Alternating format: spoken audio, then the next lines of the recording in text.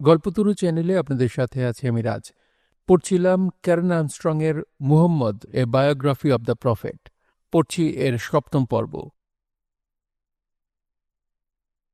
যারা সারমন on the Mount জেনে বেড়ে উঠেছে তাদের কাছে মুহাম্মদ সাল্লাল্লাহু আলাইহি সাল্লামের অপর গাল পেতে না দেওয়ার ব্যাপারটা বিসদৃশ্য ঠেকবে, কিন্তু গসপেলের জেসাস স্বয়ং প্রায়শই শত্রুদের বকাঝকা করেছেন।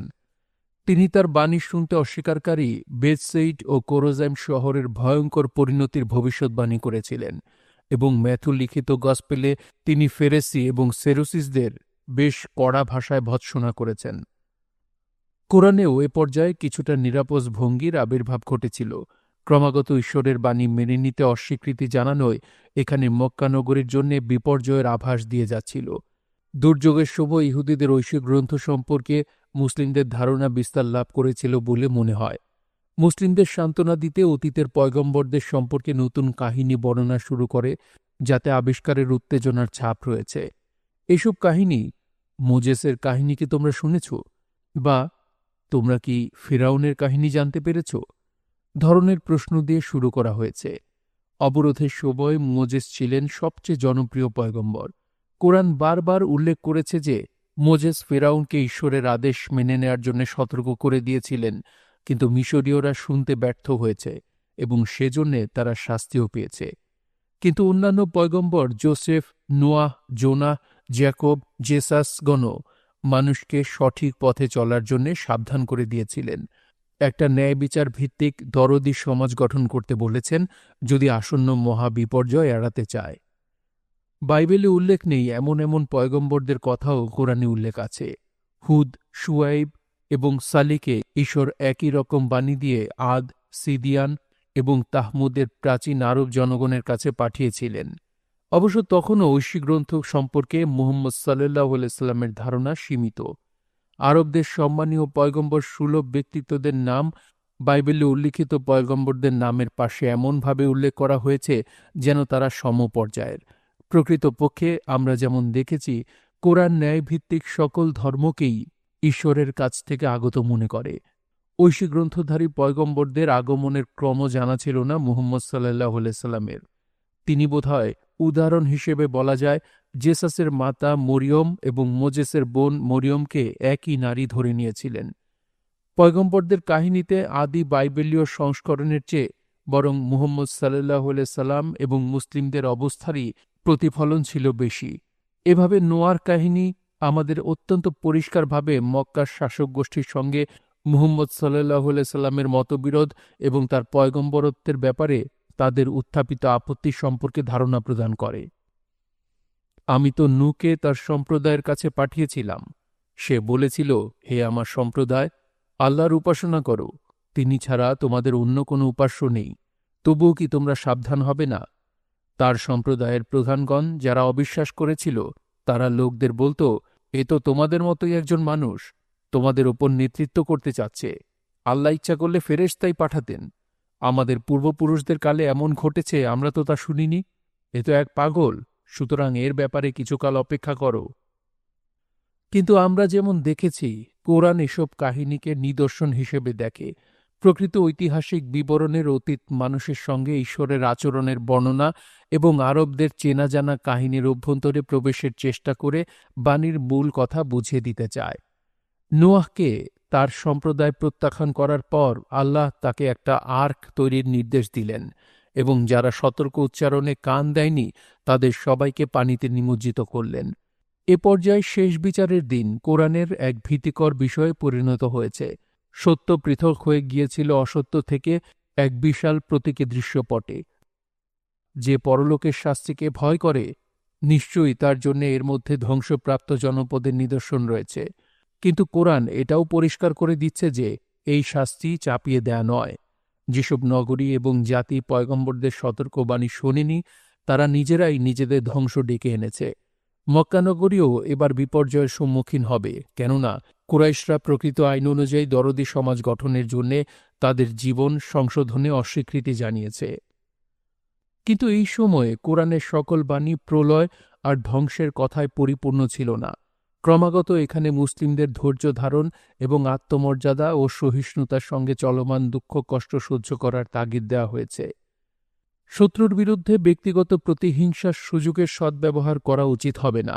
অতীতের পয়গম্বরদের কাহিনীগুলো তাদের বিশ্বাস ভয়াবহ কোনো উদ্ভাবন নয় বোঝানোর মাধ্যমে তাদের সান্ত্বনার ব্যবস্থাও করেছে। যদিও তারা তাদের পিতৃপুরুষদের কাছ থেকে মুখ ফিরিয়ে নিচ্ছে বলে মনে হচ্ছে, কিন্তু তাদের নিজস্ব একটা আধ্যাত্মিক যোগসূত্র রয়েছে, যার গোড়াতে রয়েছেন আদি পয়গম্বর আদম, যিনি মানবজাতিকে সঠিক পথে চলার নির্দেশ দিয়েছেন। ততদিনে মুহাম্মদ সাল্লাল্লাহু আলাইহি সাল্লামের কাছে এটা পরিষ্কার হয়ে গেছে, তিনি কুরাইশদের একেবারে বিপরীত মেরুতে অবস্থান করছেন, এমনকি যারা আবু জাহলের তুলনায় উন্মাদনায় কম তাদের থেকেও। অবরোধ শুরুর কয়েকদিন পর একটা ছোট প্রতিনিধি দল মুহাম্মদ সাল্লাল্লাহু আলাইহি সাল্লামের সঙ্গে সাক্ষাৎ করতে গেল, এই আশায় যে একটা শান্তিপূর্ণ সমাধানে পৌঁছে যাবে। প্রতিনিধি দলের নেতৃত্বে ছিলেন মাখজুম গোত্রের সম্মানীয় ওয়ালিদ, যিনি মৃত্যুর এত নিকটবর্তী ছিলেন যে মুহাম্মদ সাল্লাল্লাহু আলাইহি সাল্লামের হুমকিতে ভয় পাবার কথা ছিল না তাঁর। দলের অপর ৩ সদস্য ছিলেন শাহম, আসাদ এবং জুমাহ গোত্রের নেতৃত্বস্থানীয় ব্যক্তিরা। এই গোত্রগুলো সেই পুরনো হিলফ আল ফুজুল এর সদস্য ছিল এবং তারা হয়তো ভেবেছিল অবরোধের ফলে মক্কার আবু জাহলের ক্ষমতা সুসংহত হয়ে যেতে পারে। তারা সম্ভবত মুহাম্মদ সাল্লাল্লাহু আলাইহি সাল্লামের সুপ্ত ক্ষমতা টের পেয়েছিল এবং মনে করেছিল যে তিনি হয়তো দুর্বল গোত্রগুলোকে পুনরুজ্জীবিত করে তুলতে সক্ষম হবেন। প্রতিনিধি দল একটা আপোষ রফার প্রস্তাব দেয়। মুসলিমরা তাদের ধর্মানুযায়ী আল্লাহর উপাসনা করতে পারবে এবং অন্যরা আল্লাত, আল-উজ্জা এবং মানাতের উপাসনা অব্যাহত রাখতে পারবে। কিন্তু মুহাম্মদ সাল্লাল্লাহু আলাইহি সাল্লাম আগেই চিন্তাভাবনা করে রেখেছিলেন। তিনি ১০৯ নম্বর সূরা কাফিরুনের সাহায্যে প্রতিনিধি দলকে জবাব দেন, যেখানে বিচ্ছেদের ঘোষণা দেয়া হয়েছে। বলো, হে অবিশ্বাসীরা, আমি তার উপাসনা করি না যার উপাসনা তোমরা করো, আর তোমরাও তার উপাসনাকারী নও যার উপাসনা আমি করি, আর আমি উপাসনাকারী হব না তার যার উপাসনা তোমরা করে আসছ, আর তোমরাও উপাসনাকারী হবে না তার যার উপাসনা আমি করি। তোমাদের ধর্ম তোমাদের, আমার ধর্ম আমার। ২ বছর অব্যাহত অবরোধ চলার পর আকস্মিকভাবে পরিস্থিতি যেন মুহাম্মদ সাল্লাল্লাহু আলাইহি সাল্লামের অনুকূলে আসছে বলে মনে হয়, যেন তাঁর দৃঢ়তা ফলপ্রসূ হয়েছে। অবরোধ ক্রমবর্ধমান হারে অজনপ্রিয় হয়ে উঠছিল। রক্তের সম্পর্কে সম্পর্কিতদের মৃত্যুর প্রহর গোনা আরবদের ঐতিহ্য বিরোধী ছিল, ফলে নিয়মিত অবৈধভাবে খাদ্য ও রসদ পাঠানো চলছিল। অবশেষে হাশিম ও আল মুত্তালিব গোত্রের সঙ্গে ঘনিষ্ঠভাবে সম্পর্কিত ৪ জন কুরাইশ অবরোধের অবসান ঘটানোর জন্য প্রচারণা চালানোর পরিকল্পনা গ্রহণ করেন। আবু তালিবের সড়কে ঘন ঘন খাবার বোঝাই উট প্রেরণকারী হাশিম ইবনে আমর সমমতাবলম্বী আরও ৪ জন লোকের সঙ্গে যোগাযোগ করে আবু জাহলের ওপর চাপ সৃষ্টির ব্যবস্থা নিলেন। এদের ৩ জন আল মুতিম ইবনে আদি, আবু আল বখতার ইবনে হিসাম এবং সামা ইবনে আল আরওয়াদ পুরনো হিলফ গোত্রের সদস্য ছিলেন এবং সম্ভবত তারা অবরোধের সময়ে মাখজুম আবু জাহলের গোত্রের মক্কায় প্রভাব বিস্তারের কারণে উদ্বিগ্ন ছিলেন। তবে চতুর্থজন আল জুহাইর ইবনে আবি উমাইয়া আবু তালিবের আত্মীয় ছিলেন। ইনি নিজে মাখজুমায় থাকায় আলোচনা শুরুর দায়িত্ব দেয়া হয় তাঁকেই। নির্দিষ্ট দিনে জুহাইর একটা লম্বা সাদা জোব্বা গায়ে চাপিয়ে নীরবে কাবাগৃহকে প্রদক্ষিণ শুরু করলেন। শেষের দিকে সামনে এগিয়ে গিয়ে নগরীর বয়োজ্যেষ্ঠদের উদ্দেশ্যে বক্তব্য রাখলেন। কেমন করে হাশিম ও আল মুত্তালিবের এরকম ভোগান্তি বসে বসে দেখছে ওরা? রাগত চেহারায় প্রতিবাদ করেছিলেন আবু জাহল, কিন্তু অন্য ৩ সদস্য জুহাইরের প্রস্তাবের সমর্থনে কথা বলে ওঠেন। অবশেষে মুতিম অবরোধ শুরুর সময় বিভিন্ন গোত্র স্বাক্ষরিত দলিলটার খোঁজে কাবাগৃহের দিকে ছুটে যান এবং কথিত আছে যে সেই পার্চমেন্ট পোকায় খেয়ে ফেলেছে দেখে উপস্থিত জনতা গভীরভাবে প্রভাবিত হয়েছিল। কেবল হে আল্লাহ, তোমার নামে লেখা অংশটুকু অক্ষত ছিল। ওরা অবরোধ তুলে নেওয়ার জন্যে চাপ দিলেন। তখন মুসলিম সমাজে নিঃসন্দেহে আনন্দের জোয়ার বয়ে গিয়েছে। শুভদিনের সূচনা ঘটেছে বলে মনে হয়েছে সবার। আবিসিনিয়ায় নির্বাসিত মুসলিমরা এই সংবাদ পেল এবং উসমান ইবনে মাজুম প্রায় ৩০টি পরিবার সহ মক্কায় ফিরে আসেন। বাকিদের আবু তালিবের ছেলে জাফরের দায়িত্বে রেখে আসেন তিনি। কন্যা রুকায়াহ এবং তার স্বামী উসমান ইবনে আফফানের সঙ্গে মিলিত হতে পেরে আনন্দিত হয়েছিলেন মুহাম্মদ সাল্লাল্লাহু আলাইহি সাল্লাম এবং খাদিজা। কিন্তু অভিবাসীরা বেশি আগে প্রত্যাবর্তন করেছিলেন। খাদ্যদ্রব্যের অবৈধ প্রবাহ সত্ত্বেও অবরোধ অনিবার্যভাবে কিছুটা সংকটের জন্ম দিয়েছিল এবং 619 খ্রিস্টাব্দের গোড়ায় একটি মৃত্যু মক্কায় মুহাম্মদ সাল্লাল্লাহু আলাইহি সাল্লামের অবস্থান অসম্ভব করে তোলে। হিজরাত, এক নতুন দিক নির্দেশনা। জীবনীকারকগণ অনেক সময় 619 খ্রিস্টাব্দকে মুহাম্মদ সাল্লাল্লাহু আলাইহি সাল্লামের দুঃখের বছর হিসেবে আখ্যায়িত করেন। অবরোধের অল্প কিছুদিন পরেই পরলোক গমন করেন খাদিজা। 60-এর কোঠায় ছিল তার বয়স। খাদ্যাভাবে তার স্বাস্থ্য মারাত্মকভাবে ভেঙে পড়েছিল। তিনি ছিলেন মুহাম্মদ সাল্লাল্লাহু আলাইহি সাল্লামের সবচেয়ে কাছের মানুষ এবং তাঁর মৃত্যুর পর কেউ সেই শূন্যস্থান পূরণ করতে পারেননি। এমনকি বিশ্বস্ত আবু বকর বা শহীদ উমর পর্যন্ত মুহাম্মদ সাল্লাল্লাহু আলাইহি সাল্লামকে তাঁর মতো করে আন্তরিক সমর্থন যোগাতে পারেননি। এই বিয়োগ ব্যথা নিঃসন্দেহে গভীরভাবে প্রভাবিত করেছিল তাকে। কিন্তু কিছুদিনের মধ্যেই আরও একটি মৃত্যু আরও কঠিন পরিণাম ডেকে আনে। আবু তালিব অত্যন্ত অসুস্থ হয়ে পড়েছিলেন এবং এটা পরিষ্কার হয়ে গিয়েছিল যে তিনি আর সেরে উঠবেন না। তার মৃত্যুর আগে কুরাইশরা শান্তি প্রতিষ্ঠার শেষ প্রয়াস পায়, যদিও প্রবল চাপ দিয়েছে ওরা, কিন্তু এও জানত যে গোত্রের লোকদের প্রতি অবিচল সমর্থন দেওয়ার মাধ্যমে আসলে একজন প্রকৃত সাঈদের মতো ভূমিকা রেখেছিলেন তিনি। এবার আবু জাহল একদল প্রতিনিধি নিয়ে তার মৃত্যুশয্যায় উপস্থিত হলেন, সমন্বয় কার্যকর করার অনুরোধ নিয়ে। মুহাম্মদ সাল্লাল্লাহু আলাইহি সাল্লাম যদি ওদের ধর্মকে স্বীকৃতি দেন তাহলে আর তাকে ঘাটানো হবে না। কিন্তু 2 বছর আগে এ বিষয়ে চূড়ান্ত সিদ্ধান্ত পৌঁছে গিয়েছিলেন মুহাম্মদ সাল্লাল্লাহু আলাইহি সাল্লাম এবং কুরাইশদের জানিয়ে দিয়েছিলেন আল্লাহই একমাত্র ঈশ্বর। মহাক্ষিপ্ত হয়ে উঠলেন আবু জাহলরা। উদ্ধত স্বরে আল্লাহ স্বয়ং মুহাম্মদ সাল্লাল্লাহু আলাইহি সাল্লাম এবং ওদের পার্থক্য বিচার করবেন বলতে বলতে বিদায় নেন। ওদের বিদায়ের পর আবু তালিব যখন বললেন যে আপোষ প্রস্তাব ফিরিয়ে দিয়ে ঠিক কাজ করেছেন, খুব অবাক হলেন মুহাম্মদ সাল্লাল্লাহু আলাইহি সাল্লাম। তিনি চাচাকে আরেকটু অগ্রসর হয়ে আল্লাহর কাছে আত্মসমর্পণের জন্য আকুল আবেদন জানালেন। কিন্তু আবু তালিব অত্যন্ত শান্ত কণ্ঠে জবাব দিলেন যে এমন একটা ঘোষণা যদি তিনি দেনও তা হবে কেবল মুহাম্মদ সাল্লাল্লাহু আলাইহি সাল্লামকে খুশি করার জন্যে।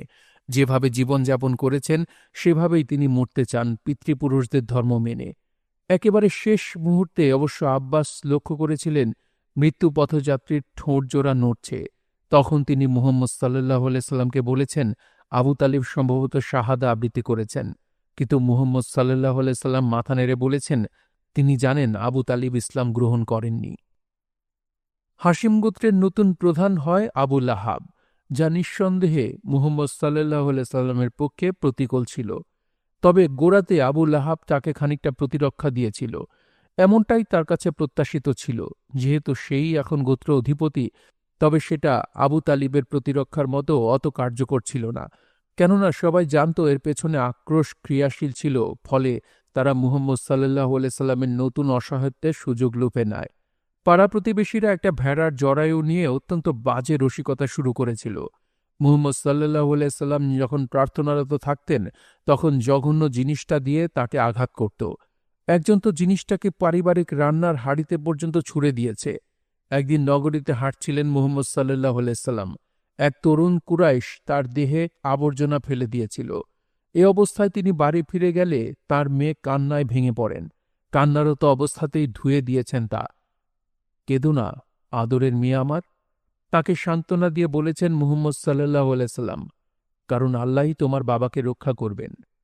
কিন্তু তারপরে আবার স্বগত উচ্চারণ করেছেন আবু তালিব বেঁচে থাকতে কুরাইশরা কখনো আমার সঙ্গে এরকম আচরণ করেনি। মুহাম্মদ সাল্লাল্লাহু আলাইহি সাল্লামের নতুন দুর্বলতা হয়তো অন্যান্য মুসলিমকে প্রভাবিত করেছিল। যেমন আবু বকর আক্ষরিক অর্থেই অবরোধের ফলে নিঃস্ব হয়ে যান। তার পুঁজি 40,000 দিরহাম থেকে মাত্র 5,000 দিরহামে নেমে আসে। তিনি জুমা গোত্রের এলাকায় বাস করতেন এবং ইসলাম ধর্ম গ্রহণ করার পর থেকে তার সঙ্গে গোত্রপ্রধান স্থূলকায় উমাইয়াহ ইবনে খালাফের সম্পর্কের অবনতি ঘটে। উমাইয়াহ তার দাস বিলালকে খালি গায়ে প্রখর রোদে শুয়ে রাখত নির্যাতনের গোড়ার দিকে। কিন্তু এবার সেই একই আচরণ আবু বকরের প্রতিও করার ক্ষমতা আছে বলে ভাবতে শুরু করেছিল। অথচ আবু বকর ছিলেন শ্রদ্ধেয় ব্যবসায়ী। আবু বকর এবং তার চাচাতো ভাই তরুণ তালহাকে ওরকম অপমানজনক ভঙ্গিতে প্রখর তাপে একসঙ্গে বেঁধে ফেলে রাখতে শুরু করে। এতে পরিষ্কার হয়ে গিয়েছিল ওদের গোত্র তাইমের আর আবু বকরকে রক্ষা করার ইচ্ছে নেই। ফলে তিনি বুঝে ফেলেন মক্কায় তার আগামী দিনগুলো সুবিধার হবে না। মুহাম্মদ সাল্লাল্লাহু আলাইহি সাল্লামের আশীর্বাদ নিয়ে তিনি মক্কা ত্যাগ করে আবিসিনিয়ায় অবস্থানরত মুসলিমদের সঙ্গে যোগ দিতে রওনা হয়ে যান। কিন্তু পথে ছোট যাযাবর গোত্রের আহাবিশ নামে পরিচিত প্রধান ইবনে দাখুমার সামনাসামনি পড়ে যান তিনি। এই গোত্রটি কুরাইশদের মিত্র ছিল। আবু বকরকে আক্ষরিক অর্থে মক্কা থেকে বহিষ্কার করা হয়েছে জানতে পেরে আশঙ্কিত হয়ে পড়ে দাখুমা। সে আবার প্রত্যাবর্তনের পরামর্শ দেওয়ার পাশাপাশি স্বয়ং আবু বকরের নিরাপত্তার দায়িত্ব গ্রহণ করার প্রস্তাব দেয়। খুশি মনে সায় দেন আবু বকর। ইবনে দাখুমাকে খেপানোর বিরোধী কুরাইশরা পরিস্থিতি মেনে নিতে বাধ্য হয়েছিল।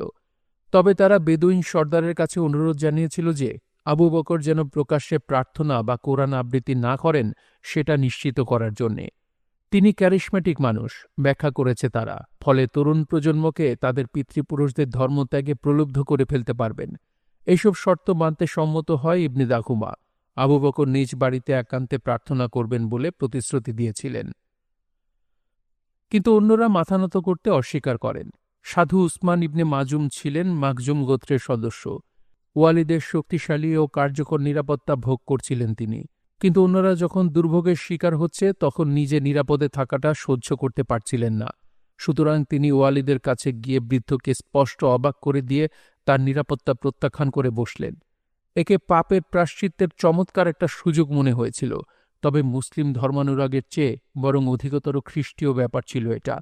রোমান নির্যাতনের সময় কোনো কোনো খ্রিস্টান শহীদি মর্যাদা পাবার আশায় স্বেচ্ছায় কর্তৃপক্ষের কাছে নিজেদের পরিচয় প্রকাশ করে দিত। কিন্তু মুহাম্মদ সাল্লাল্লাহু আলাইহি সাল্লাম এ ধরনের কার্যক্রমে অনুমোদন দেননি।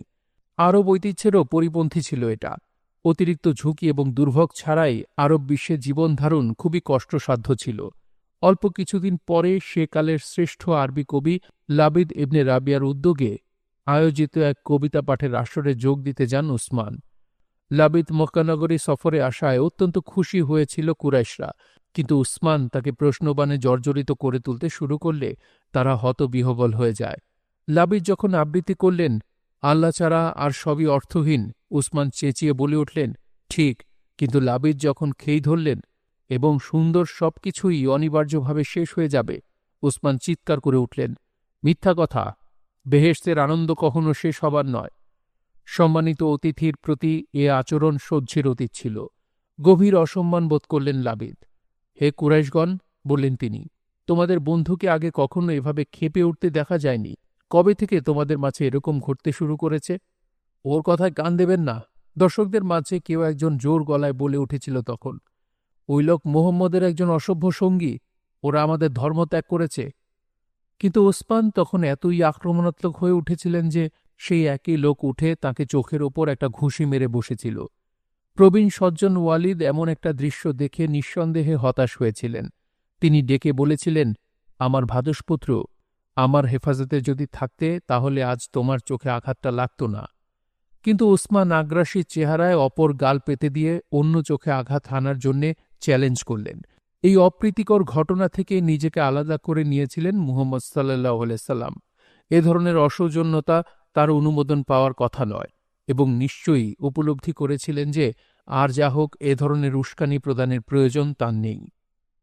কিন্তু সংকট তৈরি হল এরপর। আবু জাহলের কুপ্ররোচনায় আবু লাহাব মুহাম্মদ সাল্লাল্লাহু আলাইহি সাল্লামের কাছে জানতে চাইল তার বাবা আবদ আল মুতালিব, যিনি মুহাম্মদ সাল্লাল্লাহু আলাইহি সাল্লামকে ভালোবাসতেন এবং ছোটকাল থেকেই তাকে নিয়ে গর্ব করতেন, তার নরকবাস হয়েছে কিনা। কৌশলী প্রশ্ন ছিল এটা। সত্য ধর্মাবলম্বীরাই রক্ষা পাবে। এই ইহুদি খ্রিস্টান ভাবধারা গ্রহণ করেছিলেন মুহাম্মদ সাল্লাল্লাহু আলাইহি সাল্লাম। এ ধরনের প্রশ্নের জবাব এড়িয়ে যাবার জন্য ইদানিংকালের একেশ্বরাবাদীরা যেসব চমৎকার উদার উত্তর খাড়া করেছে, সেগুলোর কোনোটাই তখন তার নখদর্পণে ছিল না।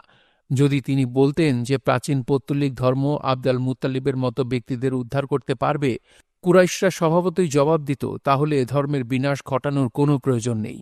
আবার যদি বলতেন যে আবদ আল মুত্তালিব উদ্ধার পাননি, তাহলে আবু লাহাব একজন শ্রদ্ধেয় পূর্বপুরুষের স্মৃতির প্রতি অসম্মান জানানোর কারণে প্রোটেকশন প্রত্যাহার করে নিতে পারত।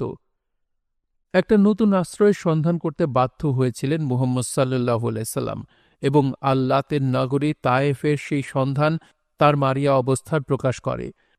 মক্কার মতো তায়েফও ব্যবসা বাণিজ্যের নগরী ছিল, যদিও অতটা সফল নয়, তবে আরবের অধিকতর উর্বর অঞ্চলে ছিল এর অবস্থান।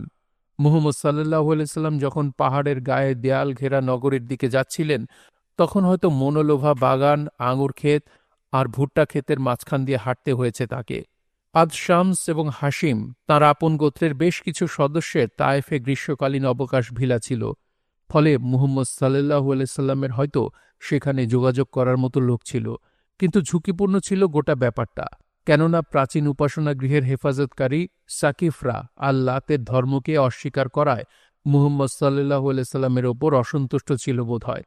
তিনি ৩ সাকিফ ভাইয়ের সঙ্গে দেখা করে তাদের কাছে আপন ধর্ম গ্রহণের আহ্বান জানানোর পাশাপাশি তাকে নিরাপত্তা দেওয়ার আহ্বান জানালেন। কিন্তু সাড়া তো পেলেনই না, বরং অপমানিত হলেন। প্রকৃতপক্ষে ৩ সাকিফ এমন একটা প্রস্তাব উত্থাপনে মুহাম্মদ সাল্লাল্লাহু আলাইহি সাল্লামের ধৃষ্টতায় এতটাই ক্ষিপ্ত হয়ে উঠেছিল যে তাকে দাসদের দিয়ে রাস্তায় ধাওয়া করিয়েছিল তারা। মবের আক্রমণ থেকে আত্মরক্ষা করার জন্যে একটা ফলের বাগানে ঝাঁপিয়ে পড়েন মুহাম্মদ সাল্লাল্লাহু আলাইহি সাল্লাম। বাগানের মালিক ছিল উতবা ইবনে রাবিয়া এবং তার ভাই শায়বা। তখন ওরা দুজনেই বাগানে বসেছিল এবং গোটা ব্যাপারটা প্রত্যক্ষ করে। মক্কায় মুহাম্মদ সাল্লাল্লাহু আলাইহি সাল্লামের বিরোধিতার ক্ষেত্রে প্রথম কাতারে থাকলেও ওরা দুজনেই সুবিবেচক মানুষ ছিল বলে একজন কুরাইশের অমন অমর্যাদাকর পলায়নে হতাশ বোধ করেছে। এক দাস কিশোরকে ১ প্লেট আঙুরসহ মুহাম্মদ সাল্লাল্লাহু আলাইহি সাল্লামের কাছে পাঠায় তারা। বাগানে আত্মগোপনরত অবস্থায় মুহাম্মদ সাল্লাল্লাহু আলাইহি সাল্লামের মনে হয়েছিল তাঁর সামনে আর কোনো পথ খোলা নেই। ওই মুহূর্তে খাদিজার অভাব গভীরভাবে অনুভব করলেন তিনি। এ ধরনের দুঃখ ভুলিয়ে দেওয়ার ক্ষমতা ছিল খাদিজার। তার পরামর্শের অভাবও প্রবলভাবে বোধ করেছেন মুহাম্মদ সাল্লাল্লাহু আলাইহি সাল্লাম। বিপদের সময় কোনো দেবতা বা জিনের কাছে আশ্রয় নেওয়ার রীতি ছিল আরব বিশ্বে, কিন্তু মুহাম্মদ সাল্লাল্লাহু আলাইহি সাল্লাম আশ্রয় নিয়েছেন ঈশ্বরের কাছে। হে আল্লাহ, তোমার কাছে আমি আমার দুর্বলতার কথা বলছি এবং মানুষের নিকট আমি যে হেয় প্রতিপন্ন হয়েছি তার অভিযোগ আনছি। হে মহান দয়ালু প্রভু, সকল দুর্বলের প্রতিপালক তুমি এবং আমারও প্রতিপালক। হে প্রভু, তুমি কাদের হাতে আমাকে সমর্পণ করেছ? এমন কোন নিষ্ঠুরের হাতে যে আমাকে নিষ্পেষণ করবে, অথবা এমন কোন নিষ্ঠুরের হাতে যে আমাকে নির্যাতন করবার অধিকার পেয়েছে? এতে আমি মোটেই বিচলিত নই। তুমি আমার ওপর ক্রুদ্ধ হইও না। তোমার সহায়তা, তোমার শান্তি এবং তোমার ঔজ্জ্বল্যের মধ্যে আমি আশ্রয় পেতে চাই, যেন পৃথিবীর সকল অন্ধকার দূর হয়ে যায়। তোমার পবিত্র যে আলোতে ইহকাল ও পরকাল আলোকিত হচ্ছে, সেই আলোর দোহাই আমি তোমাকে দিচ্ছি। তুমি আমার ওপর তোমার অসন্তুষ্টি অবতরণ করো না। একমাত্র তোমার সন্তুষ্টি সাধন করাই আমার কর্তব্য। তোমার সাহায্য ব্যতীত পাপ এবং অপরাধ থেকে প্রত্যাবর্তন এবং তোমার ইবাদতের প্রতি মনোনিবেশ করার কোনো শক্তি আমার নেই। মুহাম্মদ সাল্লাল্লাহু আলাইহি সাল্লামের মানসিক অবস্থার এমন ঘনিষ্ঠ বিবরণ প্রদান ইবনে ইসহাকের বেলায় কিঞ্চিত অস্বাভাবিক। এখানে তার আধ্যাত্মিক উন্নতির একটা সংকট মুহূর্তের আভাস পাওয়া যায়। তিনি আর মানুষের সাহচর্যে আস্থা রাখতে পারছেন না এবং উপলব্ধি করতে বাধ্য হয়েছেন যে আল্লাহ ছাড়া আর কোনো প্রভু, নিরাপত্তা বা প্রকৃত রক্ষাকর্তা নেই। ঈশ্বর যেন অবিলম্বে একটা নিদর্শনের মাধ্যমে তার প্রার্থনায় সাড়া দিলেন। কিশোর দাস আদ্দাস যখন আঙুরের প্লেট নিয়ে এলো, বর্তমান ইরাকের নিনেভেহর খ্রিস্টান ছিল আদ্দাস। এই আরবকে খাদ্য গ্রহণের আগে ঈশ্বরের নাম স্মরণ করতে দেখে হতবাক হয়ে গিয়েছিল সে। আদ্দাস নিনেভে থেকে এসেছে জানতে পেরে যুগপৎ বিস্মিত ও খুশি হলেন মুহাম্মদ সাল্লাল্লাহু আলাইহি সাল্লাম। নিনেভে ছিল পয়গম্বর জোনার শহর। আদ্দাসের কাছে পয়গম্বর হিসেবে পরিচয় দিলেন তিনি, বললেন তিনি জোনার ভাইও বটে। আদ্দাস এত অভিভূত হয়ে গিয়েছিল যে পয়গম্বরের কপাল, হাত আর পায়ে চুম্বন করেছে সে। পুরো ঘটনাটা দেখেছিল উতবা এবং শায়বা। অত্যন্ত রুষ্ট হয় তারা। তরুণদের ওপর মুহাম্মদ সাল্লাল্লাহু আলাইহি সাল্লামের অসাধারণ প্রভাবের আরেকটা নজির এটা। আহলে আল কিতাবের এক সদস্যের সঙ্গে যোগাযোগ হওয়ার ফলে মুহাম্মদ সাল্লাল্লাহু আলাইহি সাল্লামের বিচ্ছিন্নতার অনুভূতি কমে এসেছিল। নিজের পয়গম্বরত্বের দাবি আরব জগতের বাইরের সকলে অনুধাবন করতে পারবে, এটাও আবার বুঝতে পেরেছেন তিনি, হিজাজের আরবরা যদি বুঝতে নাও পারে। বাড়ি ফেরার পথে কথিত আছে তার কণ্ঠে কোরআন আবৃত্তি শুনে এর সৌন্দর্যে বিহ্বল হয়ে গিয়েছিল একদল জিন। কিন্তু আল্লাহর কাছে আশ্রয় নেয়ার মানে এই নয় যে মুহাম্মদ সাল্লাল্লাহু আলাইহি সাল্লাম মানুষের দেয়া আশ্রয় অবজ্ঞা করতে পারেন। কোরআন পরিষ্কার বলে দিয়েছে যে প্রত্যেক মুসলিম নিজেকে রক্ষা করার সব রকম প্রয়াস পাবে। এটাই প্রত্যাশিত। অলসভাবে ঈশ্বরের হাতে সবকিছু ছেড়ে দেয়া যাবে না। আল্লাহ অবশ্যই কোনো সম্প্রদায়ের অবস্থার পরিবর্তন করেন না যতক্ষণ না তারা নিজেদের অবস্থা নিজেরা পরিবর্তন করে। এই আয়াতটি আজকাল রাজনৈতিক সংগ্রামরত মুসলিমরা উদ্ধৃত করতে পছন্দ করে। নগরীতে প্রবেশ করার আগে মুহাম্মদ সাল্লাল্লাহু আলাইহি সাল্লাম অপর 3টি গোত্রের প্রধানদের কাছে সংবাদ পাঠিয়েছিলেন, অনুরোধ জানিয়েছিলেন তাকে একজন কনফেডারেট হিসেবে গ্রহণ করার জন্যে। তিনি পালিয়ে তাইফে যাবার চেষ্টা করেছেন। এ খবর কুরাইশরা একবার জেনে ফেললে নগরীতে তার অবস্থান আরও নাজুক হয়ে পড়ত।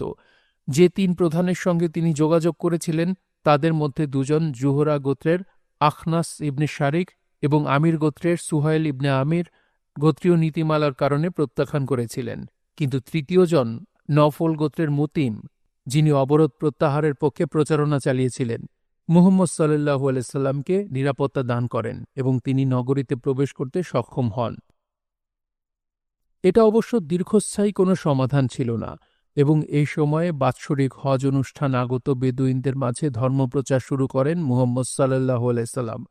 ওদের মাঝে অধিকতর স্থায়ী একজন আশ্রয়দাতার সন্ধান লাভের আশা করছিলেন, কিন্তু শুরুতে বেদুইনরা বৈরী ভাবাপন্ন ছিল, অপমান করেছে তাকে এবং মুহাম্মদ সাল্লাল্লাহু আলাইহি সাল্লামের ধর্মে তাদের কোনো আগ্রহ দেখা যায়নি।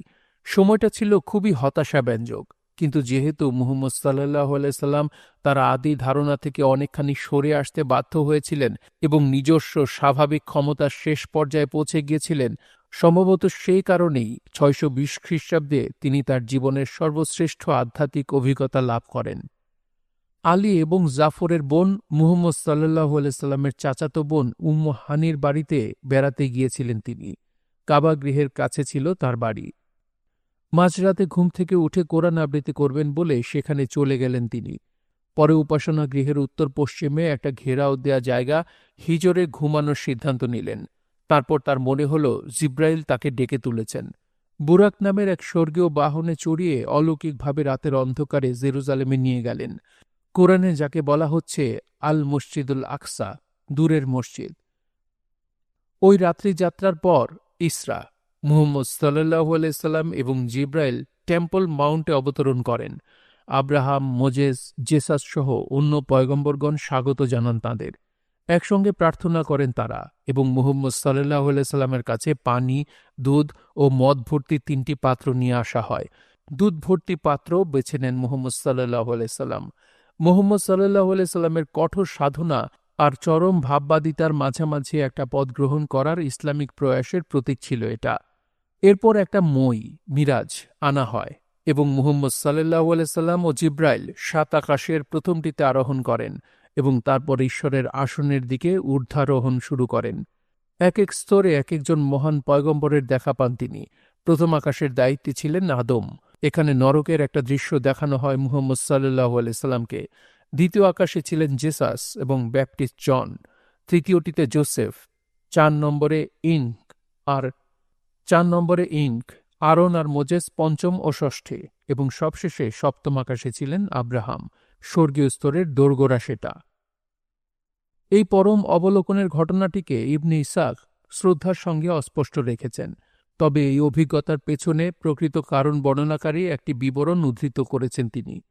যদিও মনে হয় যে এটা মুহাম্মদ সাল্লাল্লাহু আলাইহি সাল্লামের ব্যক্তিগত অভিজ্ঞতার বিষয় ছিল, কারণ কোরআনে অন্তর্ভুক্তির জন্য এখানে কোনো প্রত্যাদেশ নেই। ঈশ্বরের আসনের কাছাকাছি পৌঁছার পর ঈশ্বর মুহাম্মদ সাল্লাল্লাহু আলাইহি সাল্লামকে বলেন, মুসলিমদের প্রতিদিন অবশ্যই 50 বার সালাত আদায় করতে হবে। কিন্তু তিনি যখন ফিরে আসছেন, মোজেস তাকে সালাতের সংখ্যা কমিয়ে আনতে বললেন। মোজেস বারবার মুহাম্মদ সাল্লাল্লাহু আলাইহি সাল্লামকে ফেরত পাঠাতে লাগলেন। এভাবে সালাতের নির্দিষ্ট সংখ্যা 5-এ হ্রাস পেল। এই সংখ্যাও তার কাছে বেশি মনে হচ্ছিল, কিন্তু আরও কমানোর আবেদন জানাতে সংকোচ বোধ করলেন মুহাম্মদ সাল্লাল্লাহু আলাইহি সাল্লাম। মুহাম্মদ সাল্লাল্লাহু আলাইহি সাল্লামের পরলোক গমনের পর মুসলিমরা ঠিকই দিনে 5 বার প্রার্থনা করছে এবং এর বিবরণে বোঝা যায় মানুষের উপর বোঝা হতে চায়নি এ ধর্ম, বরং এটা একটি সহনীয় আইন যা সবার পক্ষে পালন করা সম্ভব। ইসলামের আধ্যাত্মিকতার বিবর্তনে এই ধর্মীয় অভিজ্ঞতা অসম্ভব গুরুত্বপূর্ণ ছিল। প্রতি বছর 27 রজব তারিখে চন্দ্রমাসের 7ম মাস এ তারিখ এ রাতটি পালন করা হয় এবং শত শত বছর ধরে সাধক, দার্শনিক এবং কবিগণ এর তাৎপর্য নিয়ে বহু চিন্তাভাবনা করে আসছেন। এমনকি পাশ্চাত্যের ঐতিহ্যে এর প্রবেশ ঘটেছে, কারণ মুহাম্মদ সাল্লাল্লাহু আলাইহি সাল্লামের ঊর্ধ্বাকাশে আরোহণের মিরাজের মুসলিম বিবরণ দ্য ডিভাইন কমেডিতে দান্তের দেওয়া স্বর্গ, নরক এবং এর মধ্যবর্তী জায়গায় তার কাল্পনিক যাত্রার বর্ণনাকে প্রভাবিত করেছে। যদিও আমরা দেখেছি প্রচলিত পাশ্চাত্য বিকার সহ তিনি পয়গম্বরকে নরকের সর্বনিম্ন স্তরে দেখিয়েছেন, সুফিগণ বিশেষভাবে এই অভিজ্ঞতার প্রতি আগ্রহী। তারা বিশ্বাস করেন কোরআনের 53 নম্বর সূরায় মুহাম্মদ সাল্লাল্লাহু আলাইহি সাল্লামের পরম অভিজ্ঞতার বর্ণনা রয়েছে। নিশ্চয়ই সে তাকে আরেকবার দেখেছিল শেষ সীমান্তে অবস্থিত সিদরা গাছের নিকট, যার কাছেই ছিল জান্নাতুল মাওয়া। তখন সিদরা গাছ ছেয়েছিল যা দিয়ে ছেয়ে থাকে। তার দৃষ্টি বিভ্রম হয়নি বা দৃষ্টি লক্ষ্যচ্যুতও হয়নি। সে তার মহান প্রতিপালকের নিদর্শনগুলো নিশ্চয়ই দেখেছিল। হিন্দু বিশ্বাস মতে লোদ গাছ মানবীয় জ্ঞানের সীমারেখা নির্দেশ করে। কোরআন স্পষ্ট করে দিচ্ছে যে মুহাম্মদ সাল্লাল্লাহু আলাইহি সাল্লাম ঈশ্বরের নিদর্শনসমূহের একটিকে দেখেছিলেন, স্বয়ং ঈশ্বরকে নয়, এবং পরে এই অভিজ্ঞতার বৈপরীত্যের প্রতি জোর দিয়েছেন, যেখানে মুহাম্মদ সাল্লাল্লাহু আলাইহি সাল্লাম একাধারে স্বর্গীয় সত্তাকে দেখেছেন আবার দেখেননি। সুফিগণ এই ঘটনায় ঈশ্বরের কাছে পৌঁছার এক নতুন পথ নির্মাণের নায়ক হিসেবে মুহাম্মদ সাল্লাল্লাহু আলাইহি সাল্লামকে বর্ণনা করেছেন। অন্যান্য সম্পূর্ণ পৃথক ধর্মের সাধকদের অভিজ্ঞতার খুব কাছাকাছি একটা অভিজ্ঞতা। ত্রয়োদশ শতকের পারস্যের মহাকবি ফরিদ উদ্দিন আত্তারের বর্ণনায় আমরা জন দ্য ক্রসের চেতনার সাদৃশ্য খুঁজে পাই, যিনি আমাদের সকল মানবীয় ধারণা ও অভিজ্ঞতা পেছনে ফেলে কোরআনে উল্লিখিত সিদরা গাছ সাধারণ মানুষের জাগতিক জ্ঞানের সীমার বাইরে যাবার গুরুত্বের উপর জোর দিয়েছেন। এমনকি জিব্রাইলও ভ্রমণের শেষ পর্যায়ে মুহাম্মদ সাল্লাল্লাহু আলাইহি সাল্লামের সঙ্গী হতে পারেননি। স্বাভাবিক ধারণা, যুক্তি এবং যৌক্তিকতার অতীতে যাওয়ার ফলে মুহাম্মদ সাল্লাল্লাহু আলাইহি সাল্লাম অভিজ্ঞতার এক নতুন জগতে পৌঁছে গিয়েছিলেন, কিন্তু তারপরও আপনাকে পেছনে ফেলে যাবার জন্য প্রস্তুত থাকতে হয়েছে তাঁকে। এক আহ্বান শুনেছিলেন তিনি, বন্ধুর কাছ থেকে এক বাণী, সর্বসত্তার মূল থেকে এসেছিলেন এক আহ্বান, নশ্বর দেহ এবং আত্মা পেছনে ফেলে এসো, তুমি আমার উদ্দেশ্য ও লক্ষ্য এবার প্রবেশ করো এবং প্রত্যক্ষ করো সামনাসামনি আমার অস্তিত্ব, বন্ধু আমার। মহাবিস্ময়ে বাক রহিত হয়ে গিয়েছিলেন তিনি, বিস্মৃত হয়েছিলেন নিজেকে। মুহাম্মদ জানতেন না যে মুহাম্মদ এখানে। নিজেকে দেখেননি তিনি, দেখেছেন আত্মাসমূহের আত্মাকে, বিশ্বজগতের স্রষ্টার পবিত্র মুখমণ্ডল দেখেছেন তিনি। এই অভিজ্ঞতার উদাহরণ রয়েছে সকল প্রধান অতীন্দ্রিয় ট্র্যাডিশনে। ঈশ্বরকে স্বচক্ষে দেখার পর কারও পক্ষে জীবিত থাকা সম্ভব নয়, এই বিশ্বাসের এক প্রকাশ। কিন্তু নিজের মাঝে মৃত্যুবরণ করে এবং বিনাশের অভিজ্ঞতার অর্জনের মাধ্যমে মুহাম্মদ সাল্লাল্লাহু আলাইহি সাল্লাম এক বর্ধিত সত্তায় স্থাপিত হয়েছিলেন। পরে তিনি তার সেই অভিজ্ঞতা ফিরিয়ে এনেছেন এবং স্বর্গের জন্য মানবীয় ক্ষমতাকে প্রসারিত করেছেন। ইসলামের অতীন্দ্রিয় দিকের একটি উদাহরণে পরিণত হয়েছে মিরাজ। সুফিগণ সবসময় ঈশ্বরের মাঝে বিলোপ, ফানা এর কথা বলেন, যার পরবর্তী ধাপে রয়েছে এর পুনরুত্থান, বাকা এবং বর্ধিত আত্ম উপলব্ধি। কিছু কিছু মুসলিম সবসময় দাবি করে আসছে যে ঈশ্বরের আসন অভিমুখে মুহাম্মদ সাল্লাল্লাহু আলাইহি সাল্লামের যাত্রা শারীরিক ছিল, কিন্তু ইবনে ইসহাক আয়েশার একটি বিবরণ উদ্ধৃত করেছেন, যেখানে স্পষ্ট করা হয়েছে যে রাত্রি ভ্রমণ এবং ঊর্ধ্বারোহণ সম্পূর্ণ আধ্যাত্মিক অভিজ্ঞতা। আমরা একে যেভাবেই ব্যাখ্যা করি না কেন, আধ্যাত্মিক অভিজ্ঞতা মানুষের জীবনেরই একটা অংশ এবং বেশিরভাগ ধর্মের ক্ষেত্রেই উল্লেখযোগ্যভাবে একই রকম। বৌদ্ধরা পরম সত্তার নৈকট্য এবং চেতনার প্রসার লাভকে অলৌকিক না বলে একেবারে স্বাভাবিক একটা অবস্থা বলে দাবি করে। মনে হয় চরম অবস্থায় পতিত হলে মানুষের চেতনাবোধ এবং সংকটকে বর্ণনার জন্য একটা বিশেষ পরিস্থিতি বা আধ্যাত্মিক কাল্পনিক দৃশ্যপট তৈরি করে নেয়। একেবারে ভিন্ন প্রেক্ষিতে মানুষ যখন শারীরিকভাবে মুমূর্ষু হয়ে পড়ে এবং মৃত্যু অত্যাসন্ন হয়, তখন সবাই যেন এই অভিজ্ঞতার বিবরণ দেওয়ার ক্ষেত্রে একই বর্ণনার আশ্রয় গ্রহণ করে। দীর্ঘ একটা পথ পাড়ি দেওয়ার পর কোনো এক প্রবেশ পথে এমন একজনের দেখা মেলে যে তাদেরকে ফিরে আসতে বলছে, ইত্যাদি। সকল ধর্মে কিছু কিছু নারী পুরুষের কাছে এ ধরনের বিশেষ ক্ষমতা থাকে এবং তারা বিশেষ কিছু নিয়মকানুন ও কৌশলের মাধ্যমে এই কৌশলসমূহ কিন্তু সমরূপ রপ্ত করে থাকে। মুসলিম লেখকদের বর্ণিত মুহাম্মদ সাল্লাল্লাহু আলাইহি সাল্লামের মিরাজ ইহুদি ধর্ম বিশ্বাসের থ্রোন মিস্টিসিজমের অভিজ্ঞতার খুব কাছাকাছি, যা খ্রিস্টীয় 2য় শতক থেকে 10ম শতক পর্যন্ত প্রসার লাভ করেছিল। এ কাজে দক্ষ ব্যক্তিরা বিশেষ অনুশীলনের মাধ্যমে নিজেদের আধ্যাত্মিক ভ্রমণ ও ঈশ্বরের সিংহাসনের উদ্দেশ্যে যাত্রার জন্য প্রস্তুত করে নিত। তারা উপবাস করত, বিশেষ ধরনের ধর্মীয় সঙ্গীত পাঠ করত, যা মনের একাগ্রতা বাড়িয়ে দেয়, এবং বিশেষ শারীরিক কৌশল প্রয়োগ করত। প্রায়ই যেন তারা হাঁটু দিয়ে মাথা চেপে ধরত, যেমন কোনো কোনো মুসলিম বিবরণে মুহাম্মদ সাল্লাল্লাহু আলাইহি সাল্লাম করেছেন বলে উল্লেখ রয়েছে। অন্যান্য ধর্মমতে শ্বাস-প্রশ্বাসের অনুশীলনের বিশেষ গুরুত্ব রয়েছে। তারা মুসলিমদের মতো ঈশ্বরের আসন অভিমুখে আহরণের অভিজ্ঞতা অর্জন করত, এমন এক পরম দৃশ্যের বর্ণনা দিত যাতে এর অবিচ্ছেদ্য অলৌকিকতার উপর গুরুত্ব আরোপিত হতো।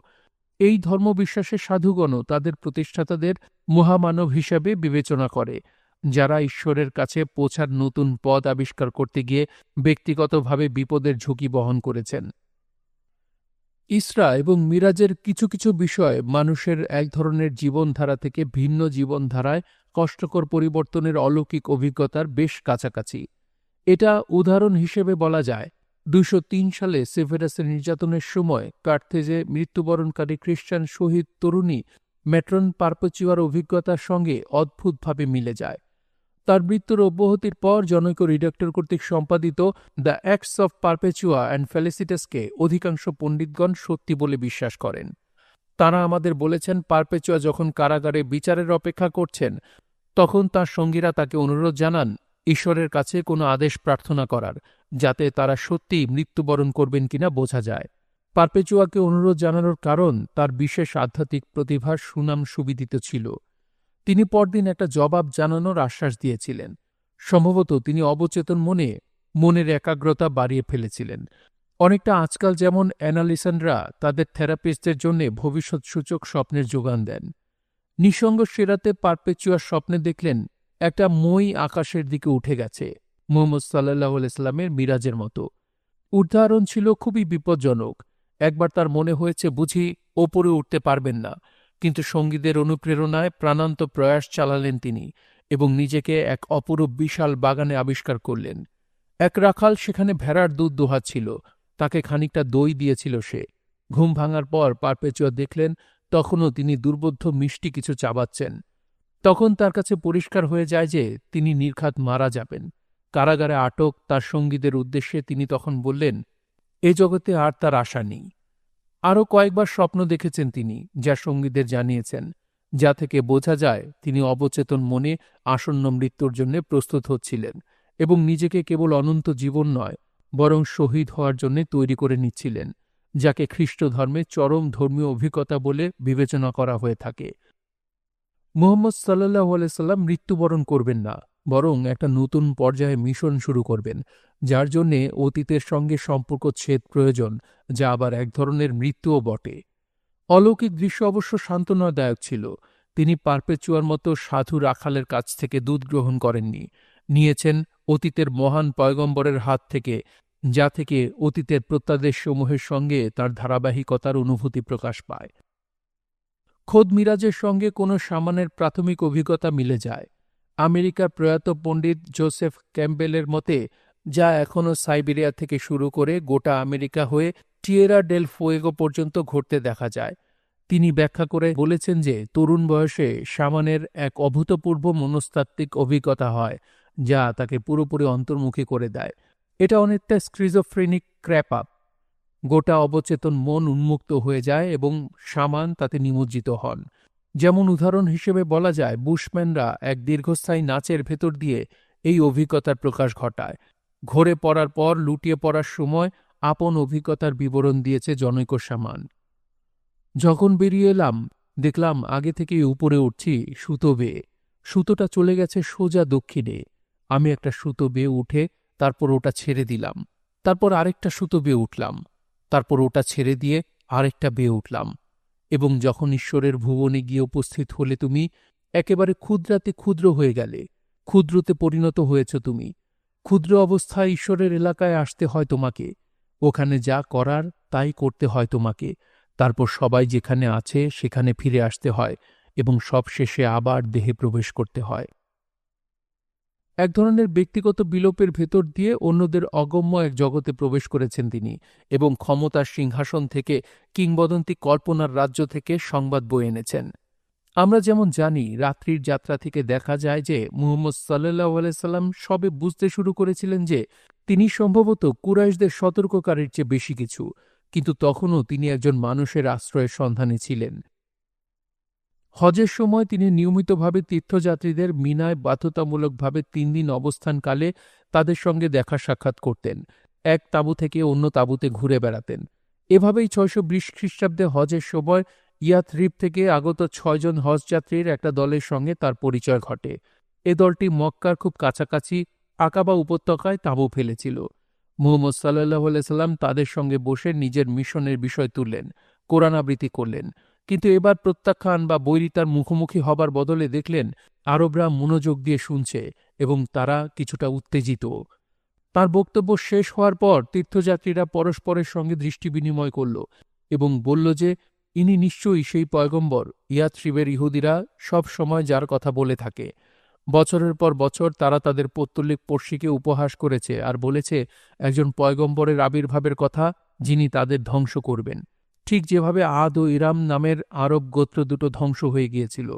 মুহাম্মদ সাল্লাল্লাহু আলাইহি সাল্লামই যদি সেই পয়গম্বর হয়ে থাকেন, তাহলে ইহুদিরা যাতে আগেই তার খোঁজ না পায় তা নিশ্চিত করা অত্যন্ত জরুরি। তারা এটাও চট করে বুঝে ফেলেছিল যে মুহাম্মদ সাল্লাল্লাহু আলাইহি সাল্লাম ইয়াথরিবের আপাত অনতিক্রম্য সমস্যাসমূহের সমাধান করতে পারবেন। এই সময় ইয়াথরিব মক্কার মতো কোনো নগরই ছিল না। ওটা ছিল একটা মরুদ্যান, আগ্নেয় পাহাড়, পাথর আর আবাদ অযোগ্য জমিনে ঘেরা আনুমানিক ২০ বর্গমাইল এলাকার এক উর্বর ভূখণ্ড মাত্র। বাণিজ্যিক কেন্দ্র নয়, বরং কৃষি বসতি ছিল ওখানে। বিভিন্ন উপজাতি বা গোত্র অত্যন্ত শত্রুভাবাপূর্ণ পরিবেশে যার যার কুড়ে আর খামারে বাস করত। আদিতে ইহুদি বসতি স্থাপনকারীরাই এখানে প্রথম আবাদ করেছিল। এই ইহুদিদের আদি নিবাস আমাদের জানা নেই। এরা হয়তো প্যালেস্টাইন থেকে আগত শরণার্থী, যারা ১৩৫ খ্রিস্টাব্দে রোমানদের হাতে বিদ্রোহ দমনের পর পালিয়ে এসেছিল, কিংবা ইহুদি ধর্ম গ্রহণকারী আরব গোত্রও হয়ে থাকতে পারে। তৃতীয় একটা সম্ভাবনা হচ্ছে বিভিন্ন সম্পর্করহিত আরব এক হিব্রু গ্রুপের সঙ্গে সম্পর্ক স্থাপন করেছিল এবং তাদের ধর্ম গ্রহণ করেছিল। ৭ম শতকের গোড়ার দিকে ইয়াথরিবে ৩টি প্রধান ইহুদি গোত্র ছিল: বনি কুরাইজা, বনি নাদির এবং ক্ষুদ্র এবং কম গুরুত্বপূর্ণ বনি কায়নুকা। ইহুদিরা আলাদা ধর্মীয় পরিচয় বহন করলেও অন্যান্য দিক থেকে তাদের সঙ্গে পৌত্তলিক আরব প্রতিবেশীদের তেমন পার্থক্য ছিল না। হিব্রু নয়, আরব নাম ছিল তাদের।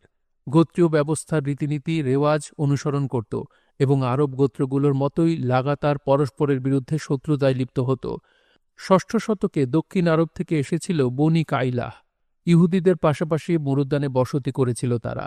এই নবাগত গোত্রটি আবার দুটো সম্পর্কিত শাখায় বিভক্ত হয়েছিল, আউস এবং খাসরাজ। পরে আলাদা দুটো গোত্রে পরিণত হয় তারা। প্রত্যেক গোত্রে আবার বেশ কয়েকটি পরিবার ছিল। গোড়াতে আউস এবং খাসরাজরা ইহুদিদের তুলনায় দুর্বল ছিল, কিন্তু আস্তে আস্তে তারা নিজস্ব জমি অর্জন করে, গড়ে তোলে নিজস্ব দুর্গ এবং তাদের সমকক্ষ হয়ে ওঠে। ৭ম শতকের শুরুর দিকে আউস ও খাসরাজ গোত্র দুটির অবস্থান ইহুদির চেয়ে খানিকটা বেশি সংহত হয়ে উঠেছিল এবং তারা পরস্পরের বিরুদ্ধে যুদ্ধে লিপ্ত হয়েছিল। যাযাবর জীবন থেকে স্থায়ী বসতি স্থাপনের পরিবর্তনের ধারা ইয়াথরিবে এমন এক সংকট জন্ম নিয়েছিল যা মক্কায় অস্থিরতার চেয়েও প্রকটভাবে অনুভূত হচ্ছিল। যেসব উপজাতীয় রীতিনীতি মরুপ্রান্তরে চমৎকারভাবে কার্যকর ছিল, সেগুলো আর পর্যাপ্ত বা যথাযথ বলে বিবেচিত হচ্ছিল না। মরুভূমিতে যাযাবররা তাদের পূর্বপুরুষের জমি অত্যন্ত উৎসাহের সঙ্গে রক্ষা করেছে। ব্যাপক দূরত্বে অবস্থানের কারণে তা সম্ভব হয়েছিল।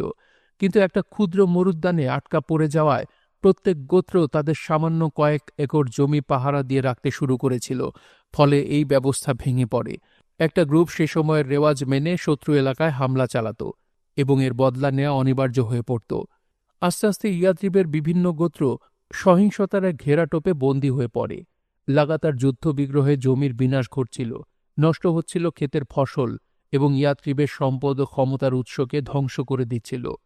ইহুদি গোত্রগুলো এই বিরোধে গভীরভাবে জড়িয়ে পড়ে এবং আউস ও খাসরাজ গোত্র দুটো যে কোনোটির সঙ্গে বিভিন্নভাবে মৈত্রী গড়ে তোলে। ৬১৭ খ্রিস্টাব্দ নাগাদ একটা অচলাবস্থা সৃষ্টি হয়। কোনো দলই সুবিধা করতে পারছিল না এবং উভয় পক্ষ ও তাদের মিত্ররা সংঘাতের ফলে পরিশ্রান্ত হয়ে পড়ছিল। সে বছর গৃহযুদ্ধ বুয়াদের লড়াইতে রূপ নেয়, যা আউস ও তাদের ইহুদি মিত্র বনি নাদিরকে স্বাভাবিক জয় এনে দিয়েছিল।